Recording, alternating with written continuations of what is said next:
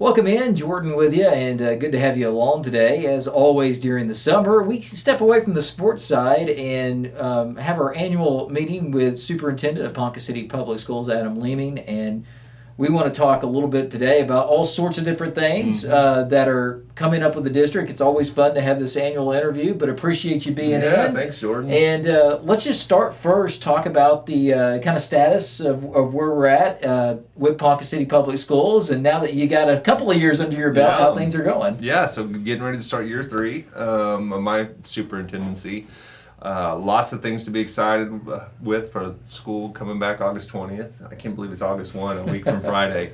All the principals and secretaries come back a week from Friday on August 1st. And we hit the ground running. We spent the summer hiring, gearing back up, cleaning buildings, pulling maintenance, and doing professional development, growing our staff. And ready or not, here we go. Well, one thing I think that sticks out, you're telling me this off air, was the fact that all your principals, assistant principals are back for the first time in a long time. And then over the years, you've had to hire an abundant amount of teachers and staff.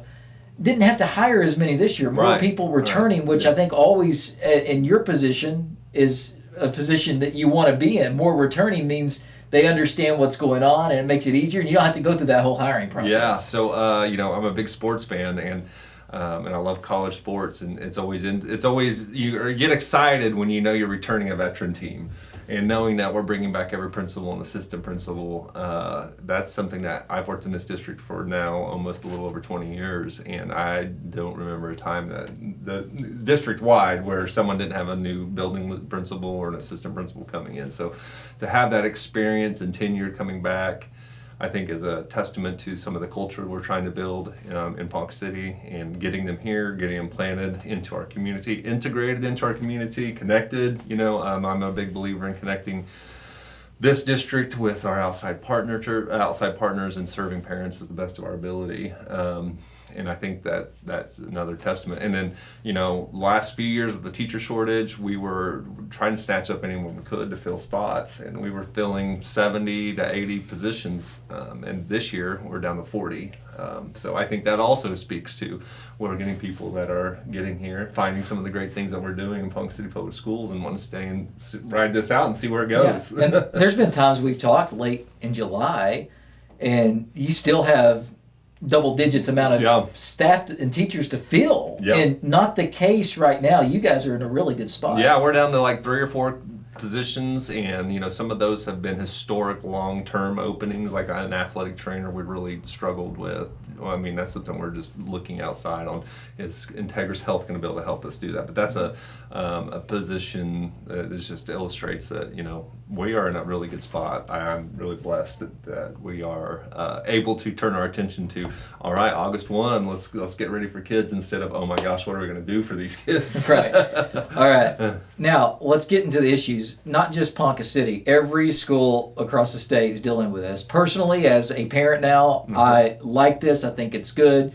It's the bell-to-bell law. No phones in schools. Now, you guys have guidelines of what you have to do, but at the same time, how each school wants to implement these certain guidelines kind of differs. So talk about this change, how you think it can help the students, the possible conflicts that you could have, because I feel like education, right? Yeah. Well, there's a lot of people who don't know state laws. They may not know this is going into effect until they hit the door that first day. So, and in a way, it's kind of, you're absolved because it is state law. It is something going on. But talk about how you guys are implementing it and the benefits you think it's going to have. Well, that's a great question, Jordan, and I appreciate you framing it in that way. It's not just a Ponca City thing. It's a state of Oklahoma deal. As superintendent, one of my number one criteria is making certain that our district is obeying all state laws, and that we're above board as we get ready. That's a good way to keep your job. Yeah, you don't want to run afoul with breaking any laws, and if that could be bad personally and professionally. So I want to make sure we lead with a lot of integrity. So back to school bell-to-bell cell phone ban. It is a little clarification there. It does not prevent students from bringing a phone to school. Students can have phones. They can have them in their backpacks, in their pockets, in their cars. They just cannot use the device from morning bell to afternoon bell, before school into after school. So that's going to be a little shift because, a lot of kids like to play games at lunch or text mom and dad or friends in passing periods, or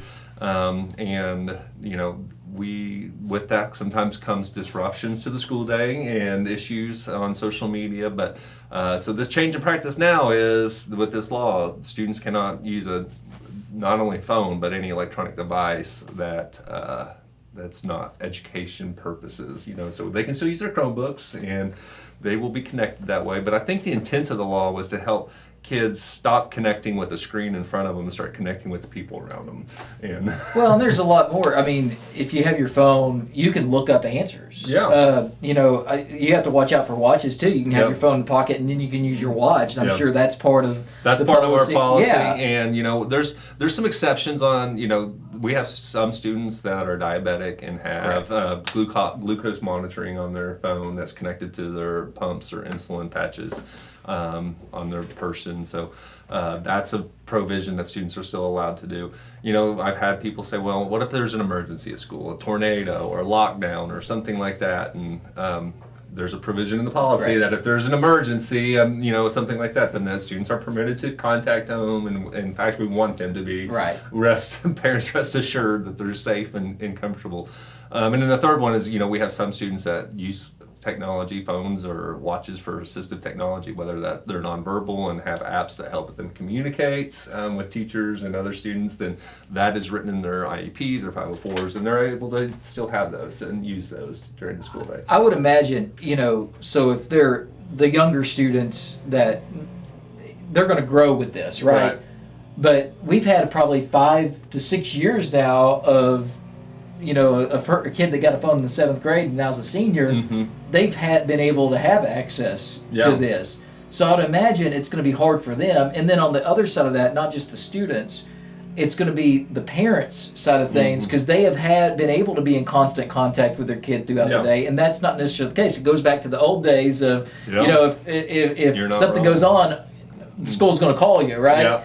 So with all that kind of being said, how are you going to police this? And that may be the hardest thing. The policies are hard, but how do you police those policies? Yeah, so it's one thing to have the policy, the other is the enforcement piece of it, and that's going to fall on our teachers and admin, that we communicate that out. And so it's a great forum that I hope parents are listening to, that we have an obligation to follow the law. So ours very clearly posted on our Facebook page, on our school website. It has what we're going to do if there's a violation of the cell phones. It's 4 simple things. If a kid has their phone out and it's not for one of those 3 reasons listed, and they're using it, they're going to have to be turn them into the office. And we'll have little lockers or storage devices where kids can put their phone and then come pick it up at the end of the day.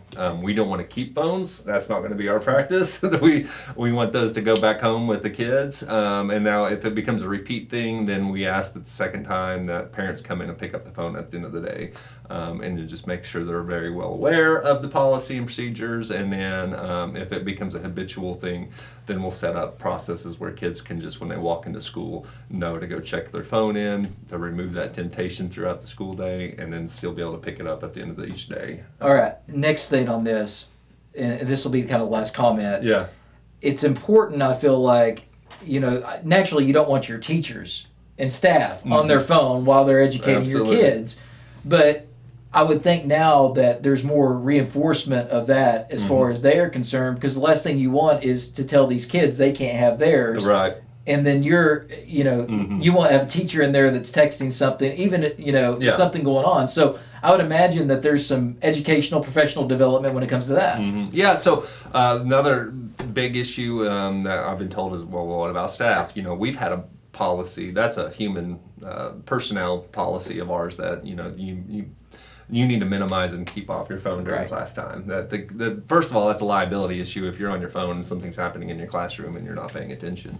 And that's just not an expectation of good instruction on our end. Right. So our expectation, and from myself to the principals and principals to the teachers, is when kids are in the room, you're teaching and working and engaging.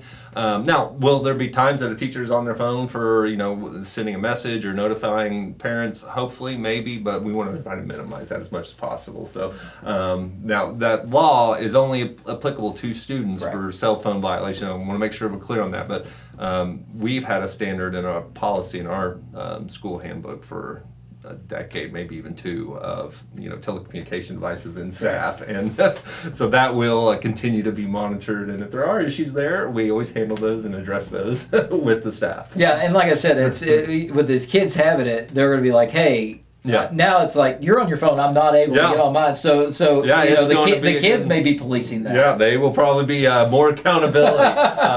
And I have teenagers at home, and when we say no screen time, they're like, "Dad, you're on your phone." I'm like, "Oh yeah, you're right." Yeah, So- yeah, exactly. Yeah, that's how it goes. So we go off that. I think that's the biggest issue facing not only Ponca City but the schools in general, and it's Yeah. going to be interesting to see what happens when school gets back in session. Because as mentioned, some people don't follow the state laws and all the releases that come out, even the releases you've done. So And it's going to be a shift for parents. Yeah. It's going to be a shift for staff. I've talked to our coaches already, and that, man, you've got to be Johnny on the spot. You can't have a last minute change to your pickup schedule, or hey, buses, we're going to pick you up at 2:30 for cross country, but now we're going to pick you up at 2. You can't do that anymore because you're not going to be able to get that message to kids because they're not going to have their phones to look at throughout the day. So we've just got to we're going to have to be better professionals and be planning ahead and being able to coordinate messages from the main office to students. you're gonna have to go back to the old days, right? Yeah. I mean, that's the thing. I had a board member ask, "Well, how old are you guys going to get messages?" I said, "Back like we did in the old days." I remember it was a big deal when I was in school that all the classrooms eventually got the phones. Yeah.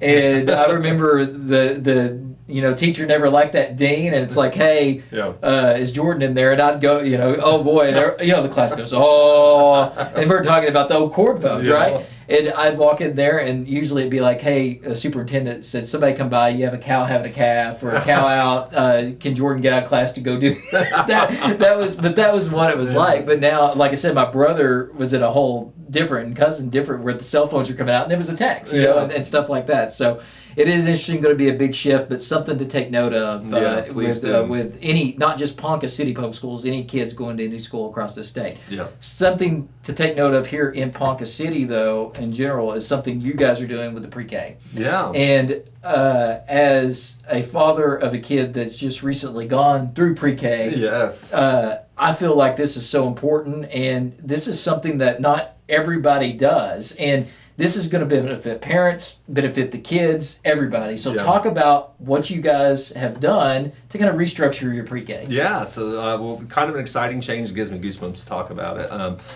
was this summer our board voted to send our pre-K students back to their home sites. Back to our, we have 7 neighborhood schools. We used to have a standalone pre-K center that had its own hours that were different than all the other elementary schools across the district.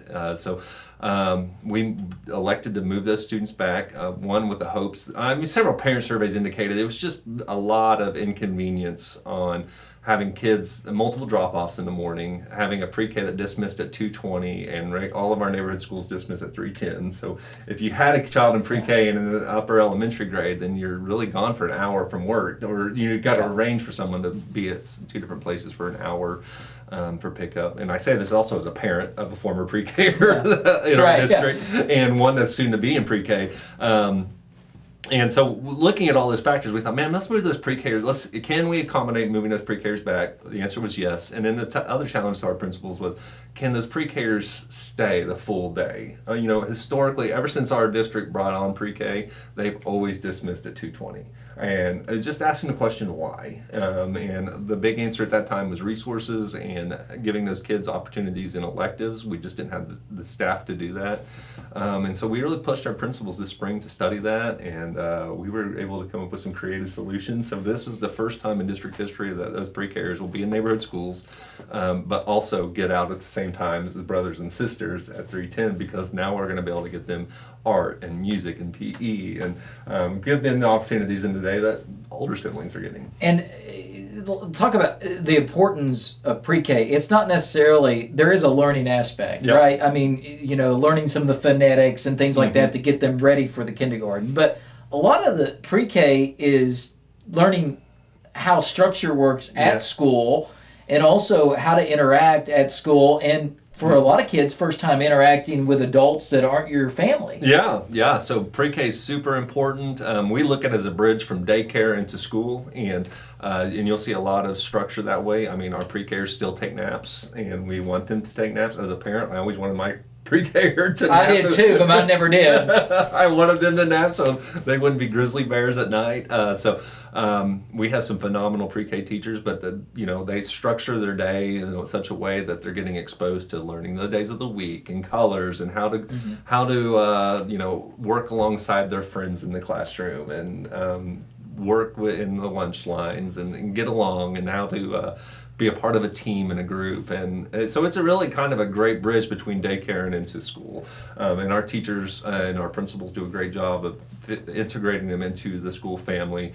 And I'm excited now that our pre-Kers, when they were standalone, they didn't have any other kids to look at. They were just all 4-year-olds in a building, and now they're going to have 10 and 11-year-olds that they can look up to and inspire to, and see, okay, well, this is how all this is. And I think that helps with maturity. Yeah, I do too. So we have some people that are a little scared, tentative, because they thought this pre-K was a nice sheltered environment, but we used to have pre-Kers at the neighborhood schools, and I think once we get into it and take a step or two on August 20th and 21st, that I think people by that Monday will start to say, all right, we can do this, and this is going to be a good fit for our district. Yeah, I like the little kind of rivalries you have in town that can start because everybody's going to be at their one school, right, all the way up until high school, right? So that kind of makes that fun too. Yes. You mentioned the daycare part of things. This is something I want to get into with you, because you guys have been able to offer something for your employees here now that we talk about retention being so important here in Ponca City. Good year for that. You guys have done something there to help maybe be a perk for people that work here. Yeah, and I think this is an opportunity that's great for Ponca City Public Schools, but I think it's even better for the community of Ponca City and families for Ponca City.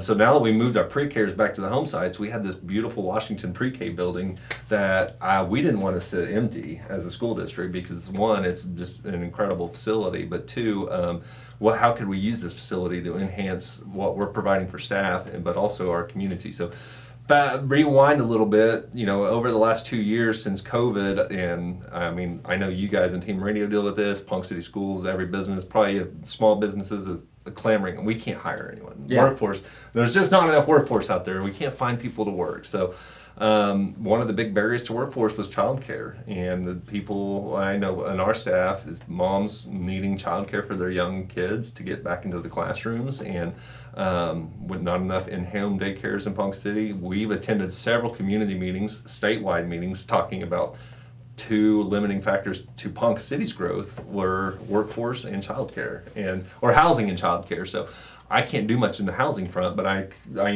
schools are in the child business, the kid business. So I said, well, why can't we do something for kids in our community? And so when I came to this decision that pre-Kers should go back to their home sites, it's like, well, is there a way that we could partner with some entity in town to use this building for childcare? And we have a great nonprofit child development center, and we had a talk around spring break about, was this something that, if this was to come true, could you feasibly move into a building and provide childcare, expand what you're doing, because they're landlocked here on Grand and are at capacity, physical capacity. And they talked it over with their board. We talked it over with our board. We talked to a number of community leaders and business leaders just to see if this would help any of them. And man, everyone I talked to said this is just a great thing for Ponca City if you could pull this off. If you guys can pull this off. Well, and this is a unique idea too. I mean, you don't see a partnership like this. Really, I haven't seen a lot of these across state. This could be something that works in other communities, I would think, in the future as well, because sometimes it's not even the hiring when it comes to the child care workers. It's, they're only allowed by the state with their facilities to have this many in their house or this many. So with that kind of coming in, it allows, because this a big facility allows for, if you have the right amount of pre-K or not pre-K, daycare teachers in a way, or daycare providers, you can put a lot in that facility. Yeah, I think right now at the CDC there are around 70 students, and the director has told us that DHS is going to certify that, but as long as they can hire it up, maybe 200-300 kids if they can fit into that. Now, would that also be not just for the younger, but let's talk about maybe the older kids that get out of school? Would that be a possibility? They are working there? on a program for an after-school stuff. Right now we have a cat care program for after school for elementary kids that keeps them till 5:15. But I've told them I would love to get out of that business and let them go to the Child Development Center. But one of the win-wins with this too was, I told them, not only would this be great for our community if you guys could expand the number of spots, but if you could provide our staff a discount for childcare each month, and they were able to crunch the numbers, and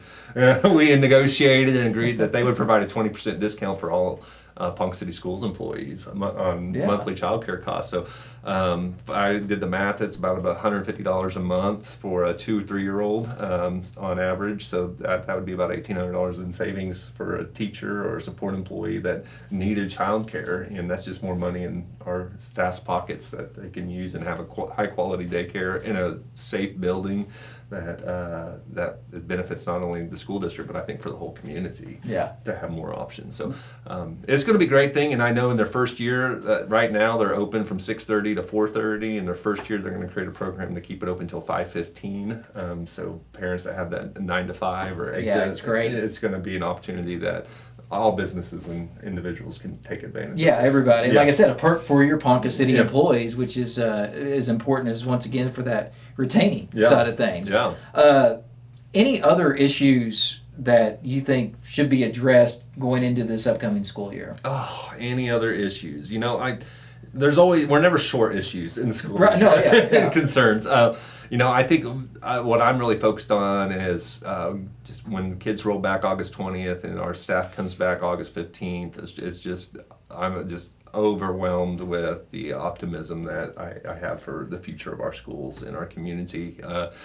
We know Ponca City, it's in our DNA. We are a blue-collar community that is not afraid to roll up their sleeves and get to work, and we have a chip on our shoulder sometimes, and I see that with our student athletes and our coaches, and there's a hunger there. I think we're excited to build on the successes we had with softball last year, first ever regional. I mean, not first ever, but a long time, 2 decades maybe, hosting regionals. And I think our coach Freeman is ready to build on that success, and then getting the Wildcats out on the football field, and our new band director getting the drum line going. So there's a lot of excitement, I think, in the air, and as we inch closer to August 1. Well, and that's the thing. You bring up the sports side, and colleges say this all the time. It's the front porch of your school in a way, because it brings more people from outside of your school system into your school. But you guys have done a lot of great things in that department as far as renovations and more since I've been here in 10 years. I mean, it's like, I remember. Just to be quite honest, I remember going to saying I was going to do Ponca City Schools, and somebody goes, "You're going to go to that dump." I was told that, and I was like, "No, you should see what they got. They're renovating Robson at the time, the football stadium getting a renovation, and then since then what they've done to softball and more. It's unreal, and it competes with anybody in the state." So that person that said that clearly didn't know about the future of Ponca City, Adam. Right? Yeah. No. And it's so funny. I remember talking with you before I think it was when we were going to go pass the bond in October 2021, and I remember I was up in the press box in the football game and said, that whole north end is going to be an indoor facility, an athletic field, and all last season we got to watch that be built, and this season it's all going to be used and open, and I will put our facilities up against anyone in the state of Oklahoma, and that's because our community sees what we're able to make promises and deliver on those promises. And when we just cut the ribbon on the indoor facility a couple weeks ago. I was going to say, everybody's been chomping at the bit. They finally got it. They finally got it. But what was really cool was not only the community turnout for it, but we had so many student athletes show up. And just to talk a little bit about the culture that we're instilling, I had maybe no short of 60 different kids, boys and girls, come up and shake my hand and say thank you for doing this. And not that it was my deal, we managed the project and we bid it and designed it and got it up and going. But it was really, the kids were thanking the community for believing in them and voting yes for it, and believing in our facility. So we really appreciate the community support. It makes this job so much more fulfilling to know that we have a community that believes in education and public school and what we can do to create opportunities for kids. Well, and it goes back, there's a saying that I hear a lot at Oklahoma State called town and gown. Mm-hmm. The relationship that we have between the students in our schools and the town. And in a community like Ponca City, which is a bigger community, a 6A school, but still has that blue-collar, smaller type feel, it's so important to have that relationship where the community knows where the school's coming from and the school can depend on the community. Yeah, absolutely. I mean, time and time again, we're getting ready to host our back-to-school breakfast, and I want to feed every one of our 750 employees, and I can't use school money to feed employees. Believe it or not, that's a rule. That's a law. So I can't spend school money to feed our employees. So just asking businesses, hey, will you feed our teachers? And every one of them. I was going to say, there's going to be a lot of food. There's going to be a lot of food. People are going to eat good, and it's just, but it's things like that. Whether activity funds or student groups or booster clubs, asking businesses to support the Wildcats. We are blessed to live in Ponca City. Yeah, I certainly think so. It's been a pleasure to be here over the years and continue this for myself. And I appreciate the friendship that I have with you, and appreciate you coming in and addressing some of the issues and more right here for the community to see. And like I said before, you guys are working all summer, but it really gets into gear August 1st, and once the kids get back, it's here. It is. It's crazy. You'll see me on my phone. Well, here we go. I'll be on my phone, and it's a little different. Yeah, I was ready to say, putting out fires and hopefully moving the needle. We're doing some good, cool things in Ponca City. So pre-K going back is a big move for us. Child care discounts for staff, and I cannot wait to watch our first football game. Yeah, I'm with you. I'm right there with you. And by the way, he's got a great poker face. When he's running around and all those issues are going on, he somehow still has a smile on his face. I wish I could have that ability, Adam. So you need to teach a class in that, man. Absolutely. I think at the end of the day, as long as no one's majorly hurt, that we are we're blessed to do what we get to do. And sometimes these feel like big problems, but like I said, we're living in Ponca City and working in a community that supports you in public education and believes in what we're trying to do. And I never find anyone that's not willing to rally behind the Wildcats. And seeing the growth. Yeah, that's the thing. The growth in the past 10 years has been pretty unbelievable and undeniable in a way, right? When you look around. You can't look around and say we don't care about kids or investing in our kids. And I hope we're doing our part and making sure that we put facilities out that people are proud to drive by and say, wow, look what my community can do. Well, I think they're doing that. So, thank you, Jordan. Adam, appreciate it. Superintendent of Ponca City Public Schools, Adam Leaming. Thanks to Chris behind the camera. Hey, that'll do it for this episode. We'll have our Coach's Corner starting up soon, so we'll see you back with that. Jordan saying so long. Until next time, go Cats.